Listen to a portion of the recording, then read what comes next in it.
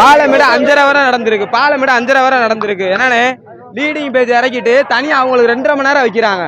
1 மணி நேரம் விட்டுட்டு கடைசி அரை மணி நேரம் லீடிங்ல விட்டு டூஆர்டை பார்க்கலாம். அங்க வந்து இண்டிவிஜுவல் கேமை காமிச்சுக்கலாம். அந்த லீடிங் பேஜ் 2 பேஜ் இருக்காங்க. காலையில இருந்து சாப்பிடல. காலையில 5 மணிக்கு வந்தோம். காலையில இருந்து வரிசையில நிக்கிறோம். இப்ப காலையில இருந்து வந்துட்டு இவ்வளவு நேரம் பனியனை போட்டுட்டு 1000 டோக்கன் கொடுக்குறாங்க. பனியனை எல்லாருக்கும் கொடுக்குறாங்க.